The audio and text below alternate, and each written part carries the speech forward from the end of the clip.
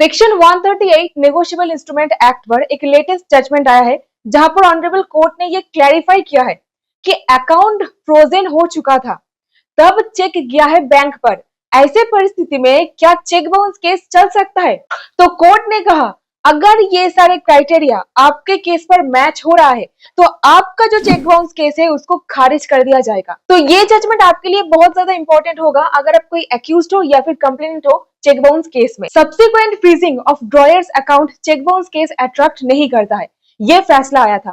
तो क्या है सारा का सारा मैटर जानेंगे आज की इस वीडियो में सिंपल और साधारण लैंग्वेज में। लेकिन उससे पहले ये स्टैटिस्टिक्स जरा देख लीजिए। 10% से भी कम लोगों ने सब्सक्राइब करके रखा है। तो यहीं पर मेरी आपसे एक रिक्वेस्ट है, प्लीज जरा इस चैनल को एक लाइक करके सब्सक्राइब जरूर कीजिएगा। यही हम लोगों को आगे मोटिवेट करता है ऐसी और लीगल जानकारी लाने में। तो ये छोटी सी निवेदन जरा रखिएगा। So let's start. तो केस का नाम है ND developers private limited and others versus Ritesh Roshan. Date of order 4th March 2026, criminal appeal number 11207 of 2025. So facts of the case. Trial court के द्वारा जजमेंट सुनाया गया था। इस जजमेंट को पहले रिजर्व किया गया था 9th February 2026 पर। इसके बाद इस तारीख को जजमेंट पास कर दिया गया है। तो ये फाइनल ऑर्डर है। साइटेशन जरा याद रखिएगा। इस पर्टिकुलर चेक बाउंस केस पर तारीखों का एक बहुत अनोखा खेल देखा गया। तो देखिए 9/3/2024 को एक 41 लाख रुपीस का चेक इशू करी गई थी। अब देखिए जो अकाउंट पर उस चेक को डालना था उस बैंक पर चेक को लेके गए थे इनकैशमेंट के लिए। तो चेक को प्रेजेंट करी गई थी 5/6/2024 को। ठीक है, तो इस डेट को चेक इशू हुई, इस तारीख को चेक बैंक पर गया और इस तारीख को जो अकाउंट पर चेक डली गई थी वो फ्रीज हो जाता है। जो अकाउंट से पैसा निकलवाना था वो अकाउंट को फ्रीज कर दिया गया था। तो पुलिस अथॉरिटी के द्वारा 24/5/2024 को अकाउंट फ्रीज कर दिया गया था ऑलरेडी। ऐसे परिस्थिति में और क्या होना था, चेक बैंक पर जा करके बाउंस होकर के लौट कर आ जाता है। यहाँ पर मेमो पर लिखा गया था अकाउंट ब्लॉक्ड कवर्ड इन 2125। अब ये दो कोड है, इस कोड का मतलब क्या है जरा समझ लीजिए। RBI Reserve Bank of India rules के मुताबिक कोड 21 का मतलब है payment stopped due to attachment order. Payment को स्टॉप किया गया है, एक अटैचमेंट ऑर्डर है इसीलिए। कोड 25 कहता है withdrawal stopped due to insolvency proceedings. Insolvency proceedings, दिवालिया प्रोसीडिंग्स शुरू करी गई है, इसके चलते विथड्रॉल को रोका गया है। तो यहीं पर चेक बाउंस केस मजिस्ट्रेट के सामने चला गया। देखिए यहीं पर थोड़ा सा डीप जाऊंगी ताकि आपको मैटर डिटेल में समझ में आए। अभी आगे क्या होता है, सेक्शन 138 में एक चेक बाउंस केस मजिस्ट्रेट के सामने फाइल कर दिया गया था, लेकिन ट्रायल कोर्ट के द्वारा कोई भी जजमेंट ऑन मेरिट पर कोई भी जजमेंट नहीं दिया गया था। बेंगलुरु के एडिशनल चीफ जुडिशियल मजिस्ट्रेट के सामने ये मैटर फाइल होता है। और तो और मजिस्ट्रेट के द्वारा मैटर का कॉग्निजेंस भी ले लिया गया था 138 नेगोशिएबल इंस्ट्रूमेंट एक्ट के अंदर। और इसी दौरान जब मैटर चल रहा था ट्रायल कोर्ट में, एक्यूज ने अप्रोच कर दिया ऑनरेबल कर्नाटका हाई कोर्ट को। वहां पर जाकर के उनके द्वारा ये सबमिट किया जाता है कि देखिए ये तारीख पर ये चीज हुई है। मेरे को इनफैक्ट पता ही नहीं था, जब लीगल नोटिस हमने भेजा तब मेरा अकाउंट ऑलरेडी फ्रोजन हो चुका था। ये आईपीसी का धारा यहाँ पर लगाया गया था। इसी पर्टिकुलर परिस्थिति में चेक हो जाता है बाउंस। तो मेरे को कोई नॉलेज ही नहीं था। तो ऐसे परिस्थिति में सवाल पैदा होता है क्या चेक बाउंस केस चल सकता है या फिर नहीं। यहीं पर ऑनरेबल कोर्ट ने फाइनल डिसीजन पर बोले। कोर्ट ने ऑब्जर्व किया कंप्लेनेंट पार्टी ने अभियुक्त के द्वारा बनाया गया एक फ्लैट बुक की थी। ऐसे में टाइम पर डिलीवरी नहीं होता है फ्लैट का। इसके चलते कंपेंसेशन के रूप में 41 लाख का चेक इशू करी गई थी। और यहीं पर चेक जिस तारीख को इशू करी गई थी उस तारीख को अकाउंट क्या फ्रोजन था, यह सवाल ऑनरेबल कोर्ट के सामने आया। तो जवाब में आया नहीं, जो तारीख को चेक इशू करी गई थी उस तारीख को अकाउंट क्लियर था, अकाउंट फ्रोजन नहीं था।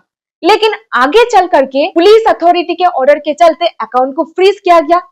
यहाँ पर एक्यूज्ड का क्या गलती है, सोचने वाली बात है ना। और फिर बाद में इस तारीख को जब अकाउंट फ्रीज हो चुकी थी उसके बाद चेक को बैंक पर डली गई थी इनकैशमेंट करवाने के लिए। फ्रीज होने के बाद चेक बैंक पर गई थी। मैं एम्फोसाइज इसीलिए कर रही हूं क्योंकि चेक बाउंस केस में तारीख बहुत इंपॉर्टेंट रोल प्ले करता है। तो इस तारीख को अकाउंट तो एक्टिव था ना, तो ऑनरेबल कोर्ट ने फाइनली कह दिया कि यहां पर कोई भी चेक बाउंस केस नहीं चल सकता है।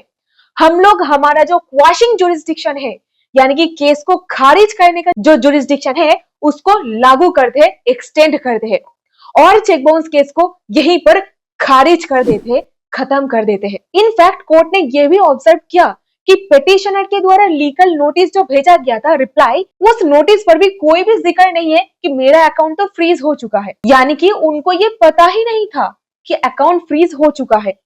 तो यहीं पर ऑनरेबल कोर्ट ने फाइनल डिसीजन पर कहा, यही वजह थी कि अदालत ने आगे की कार्यवाही को जारी रखना उचित नहीं समझा। एक ऐसी तथ्य सामने आया जिसने पूरी केस की दिशा ही बदल दी। ऑनरेबल कोर्ट ने यहाँ पर एक लाइन ड्रॉ किया ये दो परिस्थिति के बीच में। एक परिस्थिति जहां पर स्टॉप पेमेंट की डायरेक्शन दी गई है ड्रॉयर के द्वारा, और एक परिस्थिति जहां पर कोर्ट के ऑर्डर के चलते पेमेंट को स्टॉप किया गया है। क्या ये दो परिस्थिति सेम है?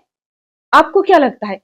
यहीं पर ऑनरेबल कोर्ट ने पाया कि सेक्शन 138 नेगोशिएबल इंस्ट्रूमेंट एक्ट के अंदर चेक बाउंस केस का लायबिलिटी तभी बन सकता है जब ड्रॉयर ने कुछ किया है और ड्रॉयर के उस कुछ करने के चलते एक ऐसी परिस्थिति बनी है, जो परिस्थिति के चलते, जो सर्कमस्टेंसेस की वजह से चेक बाउंस हो चुका है।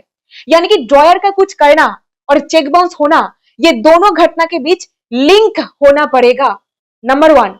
नंबर 2, डेबिट फ्रीज होना पुलिस के कहने पर यह परिस्थिति ड्रॉयर यानी कि चेक इशू करने वाले के आउट ऑफ कंट्रोल है, बियॉन्ड ड्रॉयर्स कंट्रोल है। पॉइंट नंबर 3 पर कही गई अभियुक्त के खिलाफ चेक बाउंस केस नहीं चल सकता।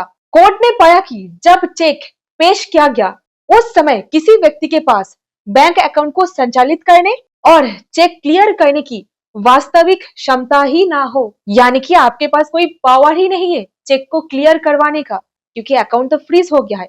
इस परिस्थिति में सेक्शन 138 नेगोशिएबल इंस्ट्रूमेंट एक्ट का केस नहीं बन सकता, कोई भी मुकदमा नहीं चलाया जा सकता। ये था कोर्ट का फैसला। समरी में यहाँ पर 2 पॉइंट आपके लिए।